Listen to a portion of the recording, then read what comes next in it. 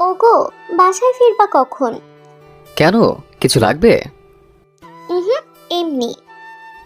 ও আচ্ছা। এই শোনো শোনো। কি? না মানে কি? একটা আনবা। ইয়ে? ইয়ে আবার কি? আরে ইয়ে। আরে বাবা, সেটাই তো জিজ্ঞেস করছে, ইয়েটা কি? ওহো, বলবো না। না বললে আনবো কিভাবে? থাক, লাগবে না। আহা, বলোই না। উফ, তুমি প্রতিদিন বাসায় আসার সময় নিয়ে আসো, আর এখন বলছো ইয়েটা কি? আচ্ছা, সোজাভাবে বলো, কি লাগবে? বলবো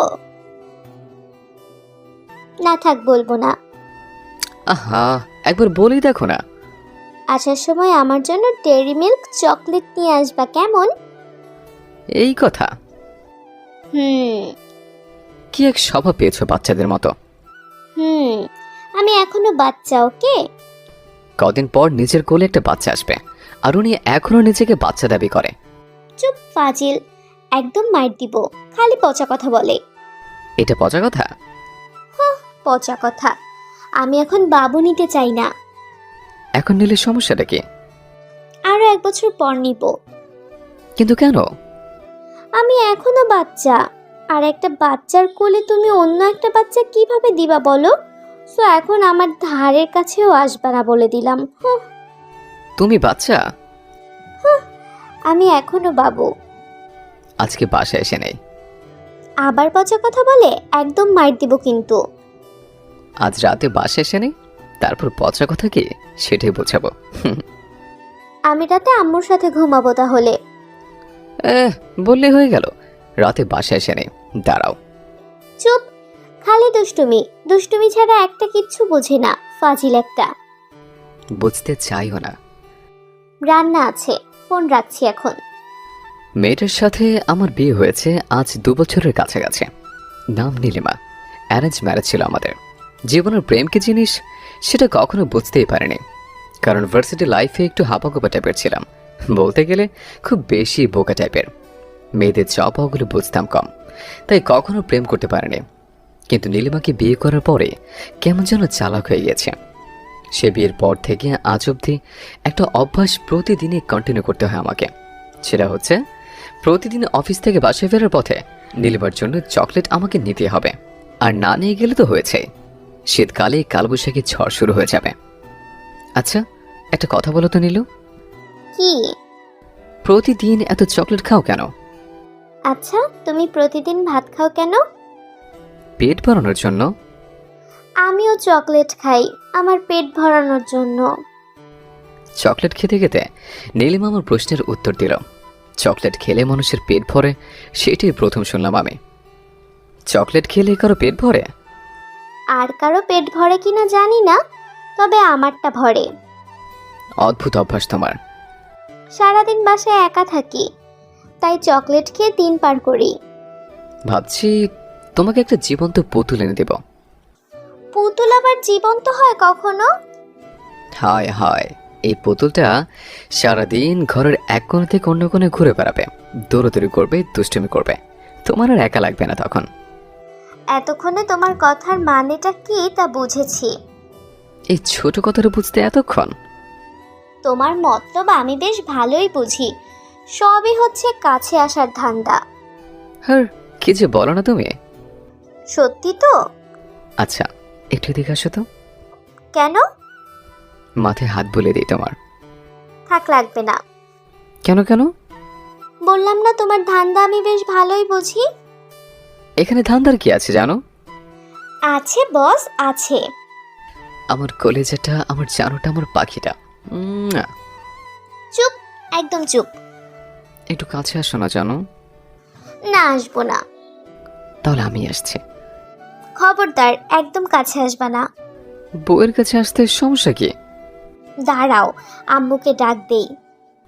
এই থাক থাক, লাগবে না, আমি চলে যাচ্ছি। এই তো লক্ষ্মী ছেলের মতো কথা। ইমোশনাল ব্ল্যাকমেল পরে বুঝাবো তোমাকে। কচু বুঝবা তুমি, যাও ভাগো।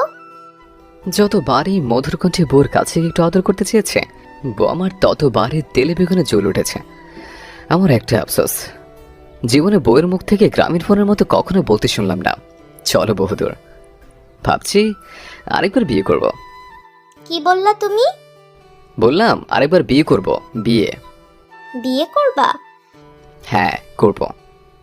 আচ্ছা তুমি দাঁড়াও, আমি একটু আসছি। কোথায় যাবা? ভাতের মার ফেলে আসি, সাথে তরকারিটা একটু পানি দিয়ে আসি। চুলা থেকে নামিয়ে এই গরম ভাত খাওয়ার মজা অন্যরকম। এজন্য আমার আম্মু খুব বেশি দিনের জন্য নানুর বাসায় থাকতে পারেনি কখনো। কারণ আমাদের একটা অভ্যাস ছিল, সবসময় গরম গরম ভাত খাবো। এক বেলার ভাত অন্য বেলায় খাবো না, প্রত্যেক বেলায় ভাত রান্না করে তারপরই খাবো। বাজ অভ্যাস বলা চলে অবশ্য। এই যে জনাব। বউয়ের মধুর কণ্ঠস্বরে ডাকে মুচকে একটা হাসি দিয়ে দরজার দিকে তাকালাম। হে মা, তোমার হাতে এটা কি বউ? কেন দেখতে পাচ্ছ না? না গো, এটা কি? খুন্তি গরম করে এনেছি তোমার জন্য। মানে কি কি বলছে সব? ও মা, বাবুটা আমার কিছু বুঝি না বুঝি। এটা দিয়ে কি করবা বউ? কি করব বুঝো না? না বুঝি না তো। তোমার পিঠে লাগাবো এটা।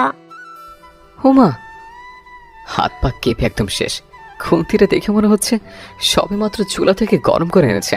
এটা যদি কোনোভাবে শরীরে লাগতে পারে তাহলে আমি নির্ঘাত হক্কা পাবো। বউ, টুনটুনি পাখি আমার, হাত থেকে ফেলে দাও এটা প্লিজ। এত সহজ না। বিয়ে করবি আবার, তাই না? আরে আমি তো বোঝাতে চেয়েছি যে আমি তোমাকে আবার বিয়ে করব। চুপ মিথ্যুক, একদম খুন করে ফেলবো মিথ্যা কথা বললে। না বউ, মিথ্যে বলছি না। আবার? সত্যি বউ, বিশ্বাস করো। তোর বিশ্বাসের খেতায় আগুন। ছেড়ে দাও বউ, এবারের মতো ছেড়ে দাও। কিসের ছাড়াছাড়ি? কোনো ছাড়াছাড়ি নাই আজকে। শেষবার মতো বলছি তো। চুপ কর হারামজাদা। তোর বিয়ে করার শখ জাগছে মনে, তাই না?